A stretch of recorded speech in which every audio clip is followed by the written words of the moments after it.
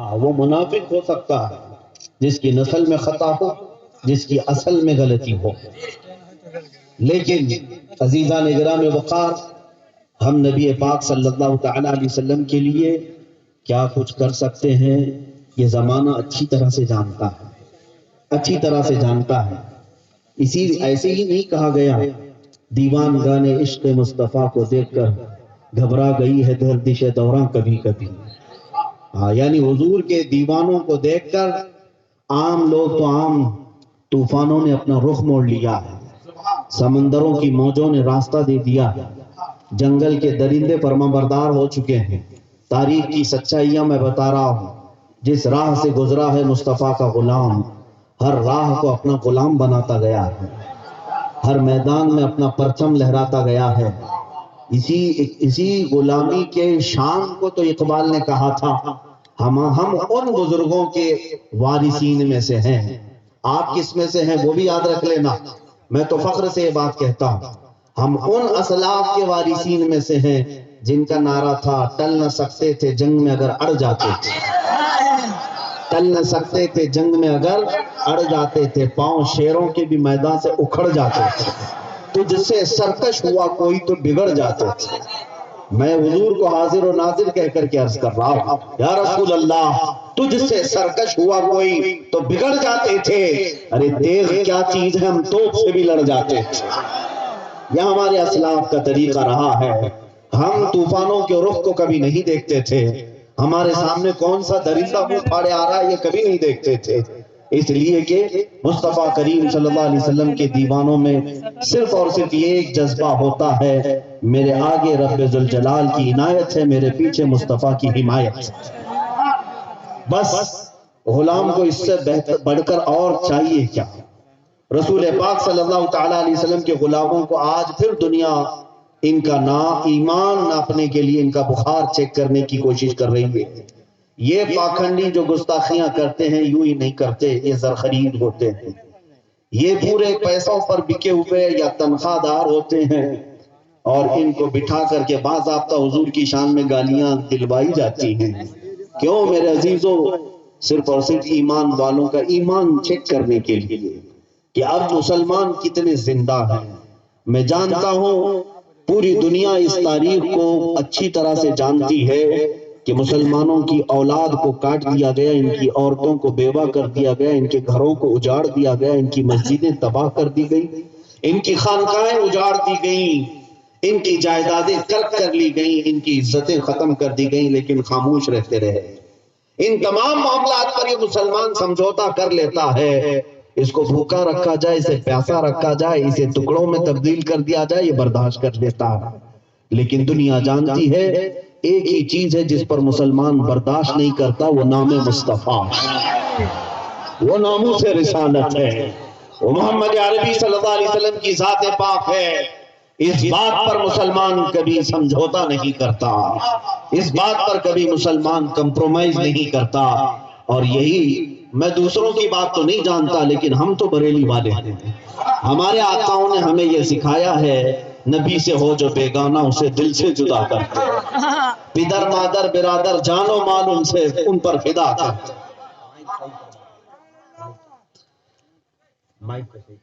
بار بار اس کی setting change نہ کریں۔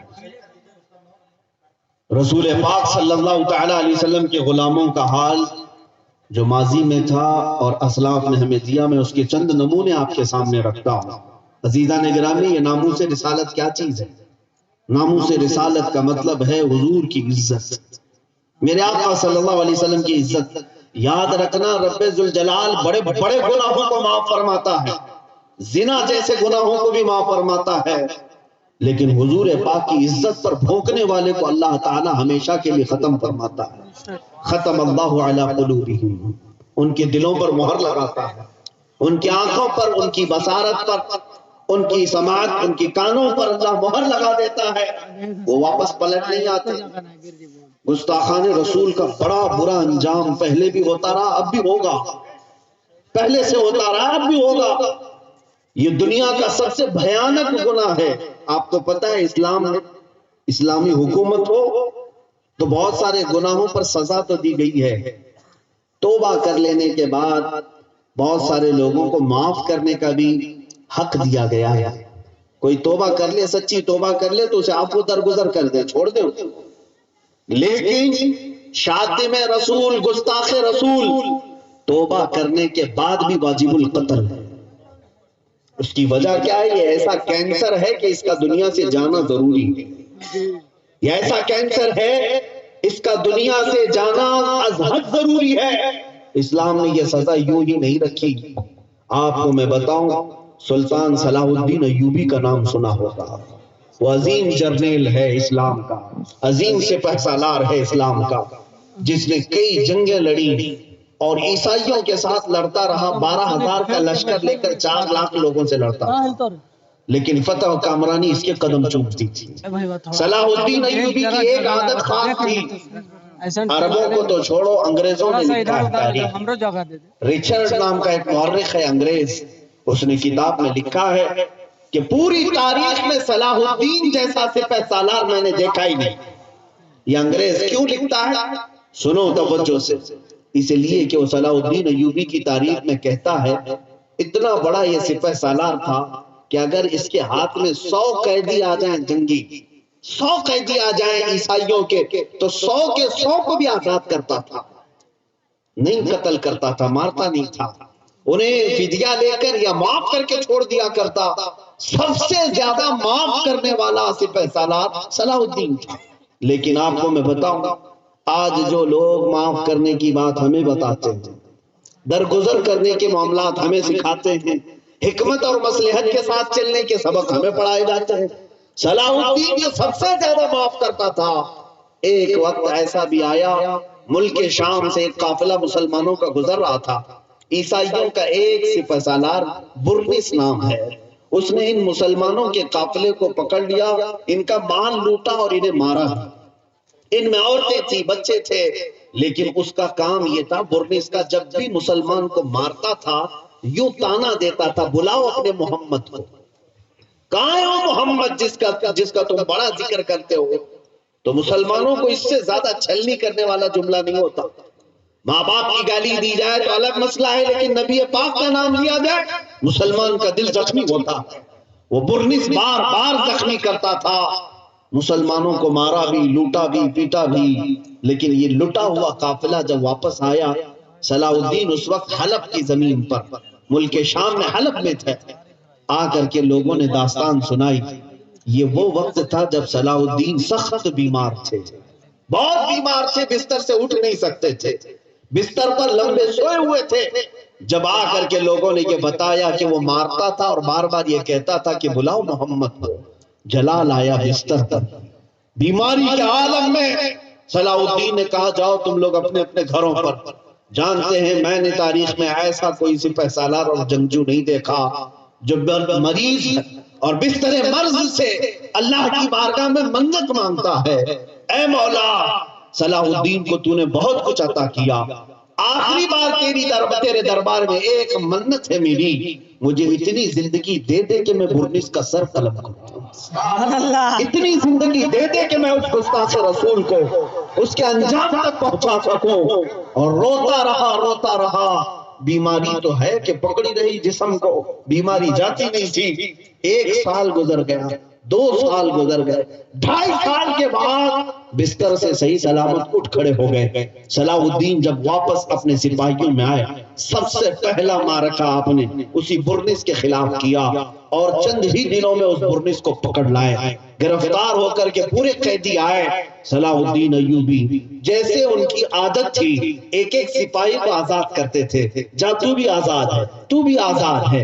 جب اس جرنیل سپاہی برنس کا نمبر آیا تو وہ سر جھکا کر کھڑا تھا اور کہنے لگا صلاح الدین تو آزاد کرتا ہے، کیا میری آزادی آج نہیں ہے؟ صلاح الدین ایوبی نے تلوار لہرائی اور فرمایا اگر صلاح الدین تجھے آزاد کر دے گا تو صلاح الدین پر اللہ کا ہمیشہ کے لیے عذاب آ جائے گا، اللہ کا عذاب آ جائے گا.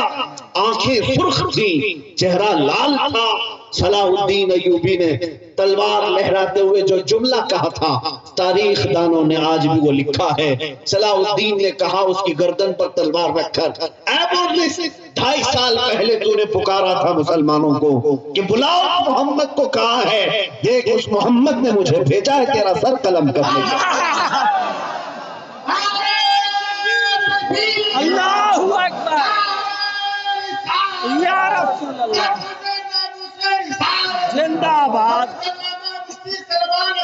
زندہ باد۔ سر قلم کر دیا۔ اس کے بعد جانتے ہیں جو بات مجھے عرض کرنی ہے وہ یہ ہے، جو فاتح اسلام ہے، فاتح بیت المقدس صلاح الدین ایوبی، جس کا چرچا صدیوں تک آج تک ہو رہا ہے، لیکن جانتے ہو وہ جو 2.5 سال گزرے صلاح الدین کے، تاریخ میں یہ بھی لکھا ہے جس دن مسلمانوں کے قافلے نے بیماری کی حالت میں صلاح الدین کو سنایا تھا یہ جملہ کہ برس نے نبی پاک کو کوسا ہے، تانا مارا ہے، صلاح الدین نے اپنا بستر ہٹا دیا۔ 2.5 سال تک صلاح الدین بستر پر نہیں سویا، زمین پر اپنے پیر بھی کبھی لمبے نہیں کیے، پیر سکیڑے ہوئے پوری رات بھر بیٹھے رہتے۔ لوگ کہتے کہ آپ بیمار ہیں، پیر لمبے کر لیں، آرام کر لیں۔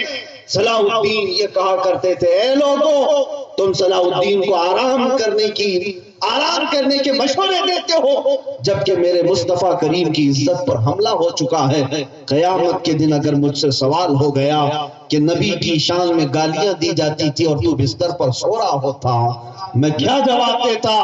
یہی تحفظ ناموس رسالت ہے۔ اے مسلمانوں، صلاح الدین کو پڑھو اور اپنے بچوں کو پڑھاؤ، تب تمہیں پتا چلے گا عظمت رسالت کیا ہے، مصطفیٰ کریم کا مقام کیا ہے۔